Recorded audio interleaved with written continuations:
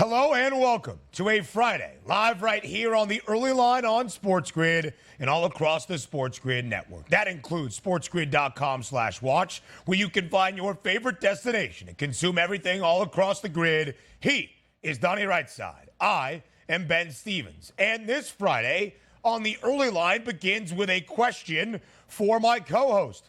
Donnie, is it still a football Friday here on the early line?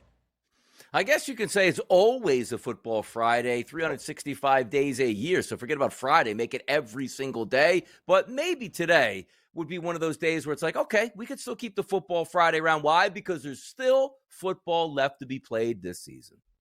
There is still one final football game in 2023, and that Super Bowl 58 countdown has now officially reached single digits. We are 9 days away from Super Bowl Sunday in Viva Las Vegas between the Kansas City Chiefs and the San Francisco 49ers. We will continue to break down every angle of the big game. And the next time after this show, we go up till 11 a.m. Eastern, that you see both DRS and myself. We will be live from Radio Row inside the Convention Center in Mandalay Bay on the Strip in Las Vegas. SportsGrid heads out to the desert. DRS, you excited? I'm excited. I am ready to put in that work and bring the people the knowledge they're going to need to get them ready for Super Bowl 58. We ready. And yeah, we are ready. Ooh, I would love a DRS hype clip. We ready. That would be. Wag surf right in there. Talking. Yeah. Now you're talking. The vibes are high on a Friday, a football Friday officially, live right here on the early line on SportsGrid. Let's bring in that radio audience. Sirius XM Channel 159, all of our radio terrestrial affiliates now in the fold as well. He is Donnie, I am Ben. One final football game in 2023. Super Bowl 58 is now just 9 days away. But for the 30 other NFL organizations, the focus on the offseason.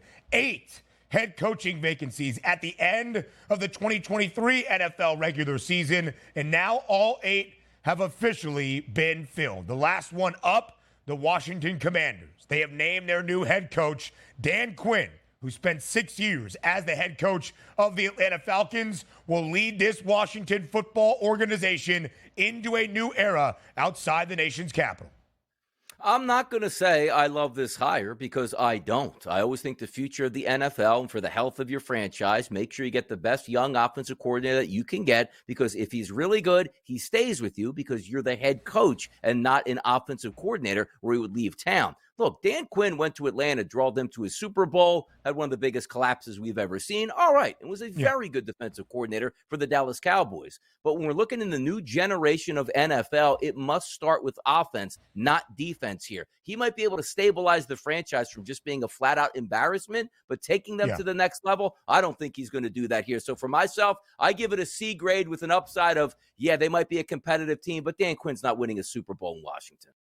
Not a splashy hire, and you expected the Commanders to make a splash with this new ownership group into a new era for this Commanders franchise. Plenty more reaction to Dan Quinn being hired in Washington, what it means for the coaching carousel that at this point, at least for the head coaching positions around the NFL, has ceased to spin. Now we go around the association. Of course, big news this week in the NBA MVP race and for the future in Philadelphia. Joel Embiid and his knee injury. Diagnosed with a meniscus injury, but the timetable not exactly certain, DRS, by any estimation. He will be evaluated following this weekend for what that timetable looks like for the 76ers.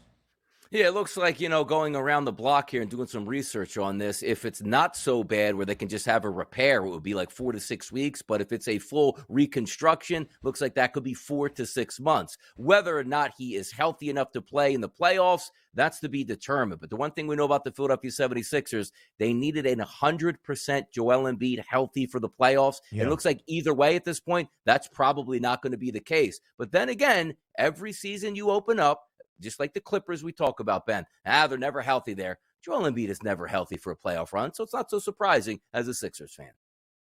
Did not matter last night. Tyrese Maxey returns for Philadelphia and drops 51 on the road in Salt Lake. The Sixers win outright as a 5.5-point road underdog, 127-124 against the Utah Jazz. Just a 4-game slate in the association last night, but a historic rivalry that lacked a little bit of luster, at least we thought, entering the game last night inside TD Garden in Boston between the Lakers and the Celtics. No Anthony Davis.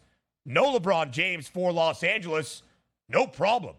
Austin Reeves goes off for 32 points, hits 7 triples in the Lakers as a 15-point underdog, hand the Celtics only their 3rd loss outright this season at home, 114-105 last night in Beantown.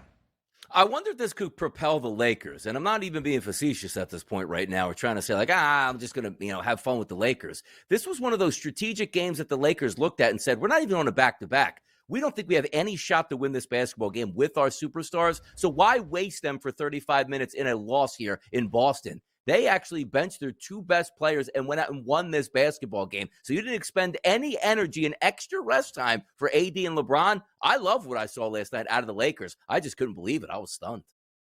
The hottest team in the association, the New York Knicks, add to their win streak, make that 9 straight games. And after being an all-star snub a season ago, Jalen Brunson being named an all-star reserve yesterday paid off that honor. A 40-point performance inside Madison Square Garden. The Knicks come back to knock off the Indiana Pacers 109-105. They cover as a 3-point home favorite, and a total of 236 stays under. And the OG we thought might be possibly playing in this basketball game did not play, and the Knicks still won at this point here. And again, shout out Dante DiVincenzo for once again playing close to 40 minutes in the starting lineup. The Knicks are on a roll, and they're using guys that we didn't expect them to be on a roll with, man. They have won 15 of their last 17. 15 of the last 17 for New York have also stayed under that pregame total. College basketball, the magical and historic season in Lincoln, Nebraska continues. The Cornhuskers down by 19 points early in the opening half, 16 at the break against 6th-ranked Wisconsin, come all the way back to force overtime, and Nebraska rallies in OT, 80-72. The Huskers close as a slight home favorite, and they pick up their 2nd victory against a top 10 opponent this season, knocking off Wisconsin 80-72 in overtime. And you usually expect maybe get a big comeback against a team that's real sloppy, typically with the basketball, high tempo to allow you to get back into the game. If you're down that many points against Wisconsin, they're usually going to take a knee here and run that clock out on you. That's a great win for the Nebraska Cornhuskers. And also, storm in the court out there in Huskerville.